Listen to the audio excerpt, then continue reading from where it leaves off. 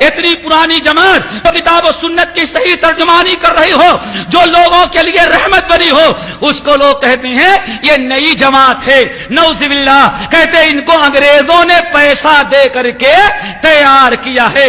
الحمدللہ انگریزوں کا وجود ہندوستان میں نہیں تھا، اس وقت ہم تھے۔ آؤ ذرا تاریخ اٹھاؤ، ہم یہ سمجھتے ہیں، آپ تمام حضرات جانتے ہوں گے کہ ہندوستان، پورے ہندوستان پر ذرا اچھی طرح سے بتائیں مولانا، دہلی پر انگریزوں نے قبضہ کس سن میں کیا بھائی؟ کوئی بتا سکتا ہے کتنے سن میں کیا؟ 1857۔ 1857 انگریز یہ دہلی میں آ رہا ہے 1857 میں۔ اللہ اکبر، سن لو میرے بھائیو، جڑ جاؤ ہم سے، اے کتاب و سنت کے شہدائی بن جاؤ۔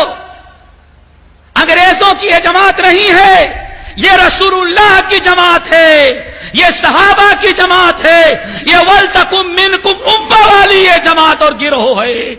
1857 میں انگریز دلی میں آ رہا ہے، اور سب سے پہلے دلی میں جس نے کتاب و سنت کی دعوت دیا وہ کون ہے؟ شاہ ولی اللہ محدث دہلوی۔ شاہ ولی اللہ محدث دہلوی، تاریخ یاد رکھو، پھر یاد رکھو، انگریز دہلی میں کب آیا؟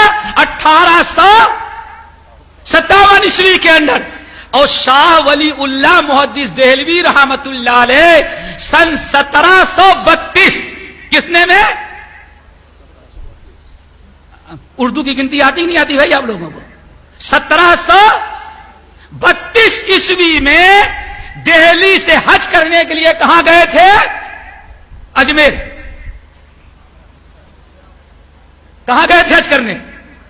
مکہ گئے تھے بھائی، مکہ گئے تھے۔ اللہ اکبر، کتاب و سنت میں حج صرف ایک ہی جگہ ہوتا ہے، کہاں؟ مکے کے اندر۔ 7 مرتبہ نہیں، 14 مرتبہ چلے جاؤ، جب بھی اجمیر میں حج اور عمرہ نہیں ہوگا۔ حج کرنے کے لیے مکہ ہی جانا پڑے گا، اور کہیں دوسری جگہ حج نہیں ہوگا۔ شاہ ولی اللہ محدث دہلوی رحمت اللہ علیہ سن 1732 عیسوی کے اندر مکہ گئے حج کرنے کے لیے۔ حج کر کے جب مدینہ گئے، مدینے کی زیارت کے لیے، تو مسجد نبوی میں نبی علیہ السلام کی قبر کی زیارت کر کے اپنے ٹھکانے پر جا رہے تھے، تو دیکھا کہ ایک جگہ ایک صاحب بڑے میاں بیٹھے ہوئے ہیں اور بہت بڑا حلقہ لگا ہوا ہے۔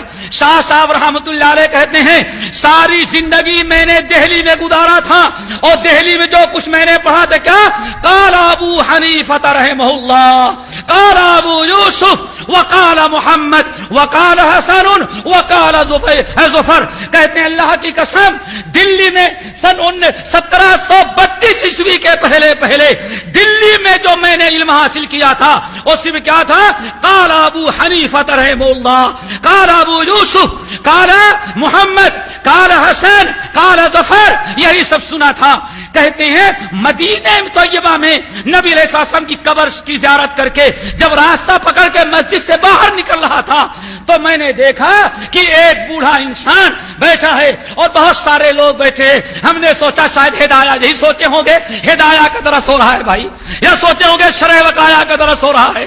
بیٹھ گئے وہاں کھڑے ہوئے، تو کہتے ہیں وہاں نہ قال ابو یوسف ہے نہ قال ابو حنیفہ رحمت اللہ علیہ۔ کہتے ہیں وہاں زندگی میں پہلی مرتبہ میں نے سنا قال رسول اللہ صلی اللہ علیہ وسلم، زندگی میں پہلی مرتبہ میں نے سنا کہ قال رسول اللہ بھی کوئی چیز ہوا کرتی ہے۔ کہتے ہیں میں نے کچھ اور کالا پڑھا تھا، اور یہاں کالا کے آگے رسول اللہ آ رہا ہے۔ کہتے ہیں میں تھوڑی دیر کے لیے بیٹھ گیا، ایک حدیث سنی، 2 حدیث سنی۔ وہ تھے حضرت ابو طاہر محمد ابراہیم القردی رحمت اللہ علیہ، وقت کا محدث تھا، وقت کا اہل حدیث تھا، جو مسجد نبوی کے اندر درس حدیث دے رہا تھا اور کتاب و سنت کی خدمت کر رہا تھا۔ شاہ ولی اللہ محدث دہلوی رحمت اللہ علیہ کہتے ہیں میں نے سنا کہ کوئی علم قال رسول اللہ بھی۔ دوسرے دن ان کے پاس دیر تک بیٹھا، بڑا مزہ آیا۔ کہتے ہیں کہ 14 مہینے، کتنے مہینے؟ 14 مہینے، یعنی تقریباً 1.5 سال میں نے دنیا کی اور کوئی کتاب نہیں اٹھائی، صرف ہم نے پڑھا تو قالا رسول اللہ پڑھا. اللہ اکبر. شاہ صاحب کہتے ہیں جب 14 مہینے تقریباً 1.5 سال میں نے قالا رسول اللہ پڑھا, اب ہمارے دل میں شوق اور جذبہ پیدا ہوا کہ آج تک میں نے دہلی میں جو علم ہم نے پڑھایا ہے اور جو ہم نے تعلیم دی ہے, جو ہم نے حاصل کیا یا ہم نے جو لوگوں کو بتایا ہے وہ تو کچھ اور ہے, اور قالا رسول اللہ تو اب ہمیں سننے میں آیا. کہتے ہیں 14 مہینے گزر جانے کے بعد ہم نے اپنے استاد محترم امام ابو طاہر محمد بن ابراہیم رحمۃ اللہ علیہ سے اجازت مانگی.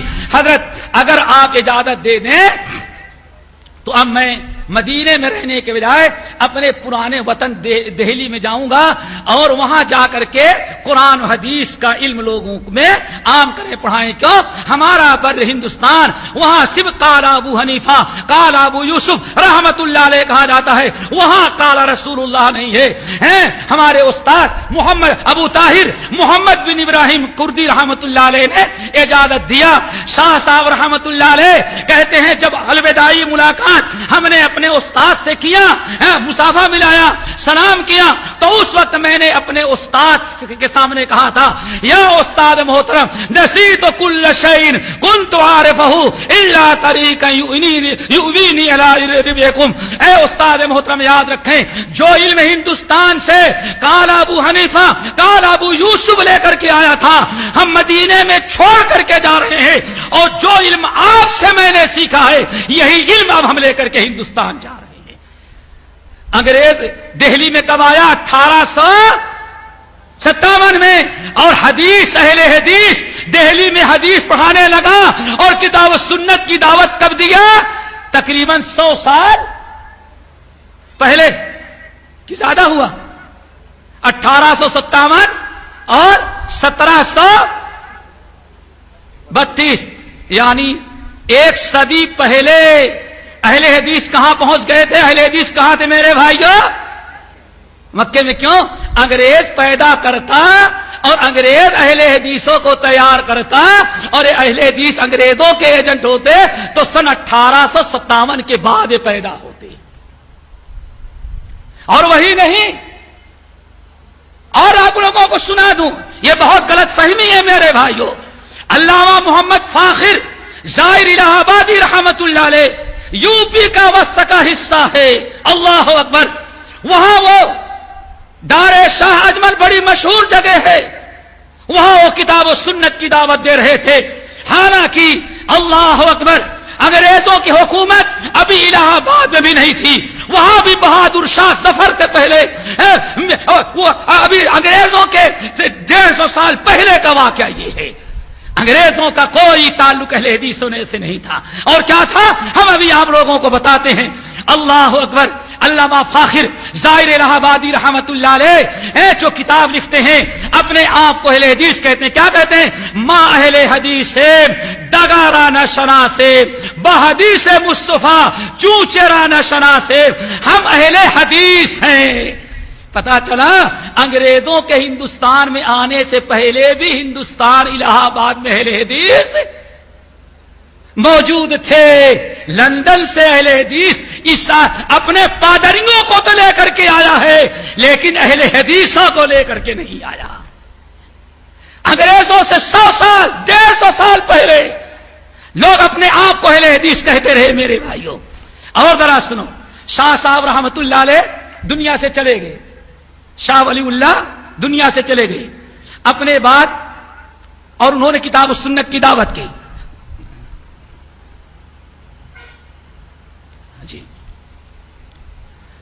اللہ اکبر. بہرحال بتا رہا تھا کہ ہوا کیا میرے بھائیوں, یہ کوئی تعلق اس سے نہیں, یہ سینکڑوں سال پہلے سے.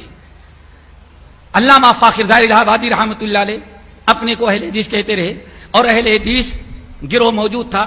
شاہ صاحب رحمت اللہ علیہ جب دنیا سے چلے گئے کتاب و سنت کی دعوت دی, کتابیں لکھی اور کتاب و سنت پر عمل کرنے کی تلقین کی اپنے شاگردوں کو.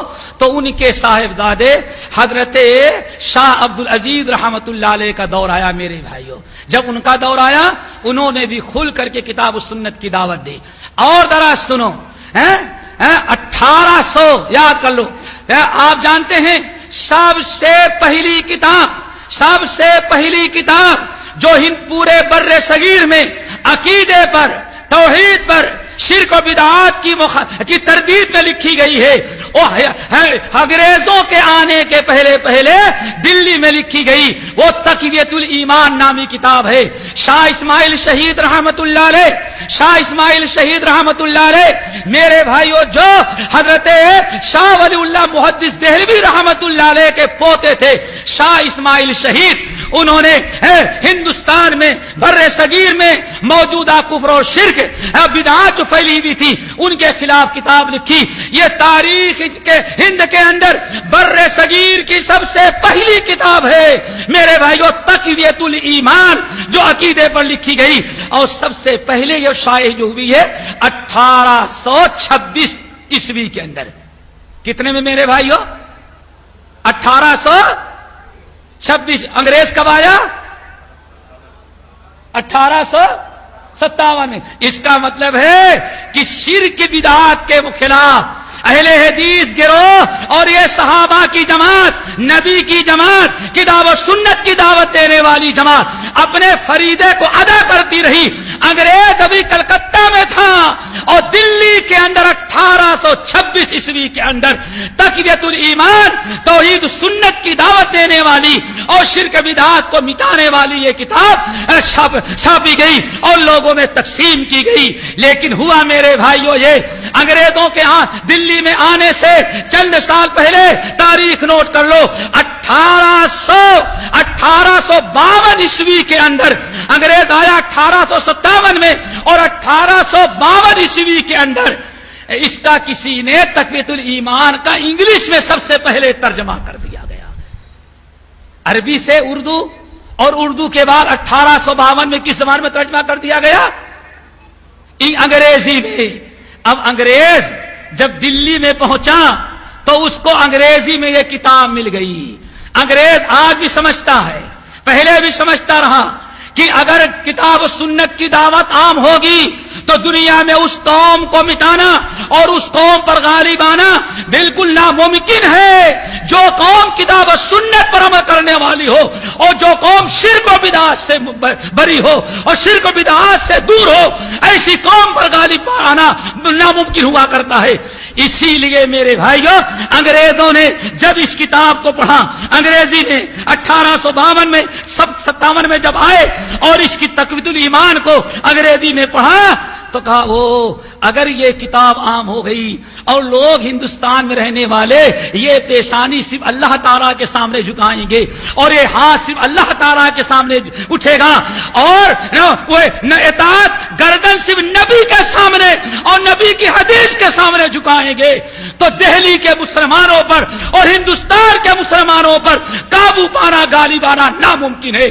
اسی لیے انگریز نے میرے بھائیوں جو تحریک نجد کے اندر چلی تھی، وہابی جس کو انگریز کہتا تھا، انگریزوں نے فوراً تقویۃ الایمان پڑھانے والے اور لکھنے والے اور وہ مقدس گروہ جو نبی علیہ السلام کے زمانے سے چلا اور شاہ ولی اللہ محدث دہلوی، علامہ فاخر ظاہری، شاہ عبدالعزیز دہلوی، شاہ اسماعیل شہید رحمت اللہ علیہ نے جو بنیاد ڈالی تھی، اس سے لوگوں کو بدزن کرنے کے لیے انگریزوں نے کہا یہ وہابی ہیں، اور وہابی کہہ کر کے اہل حدیثوں کو کی دعوت کو، کتاب و سنت کی دعوت کو اس قدر انہوں نے مجروح کیا اور اتنا پروپگنڈا کیا، اللہ اکبر، کہ مسجد کے امام صاحب بیچارے تھے اور بادو میں سپر مارکیٹ تھی، انگریزوں کے دور کا واقعہ ہے.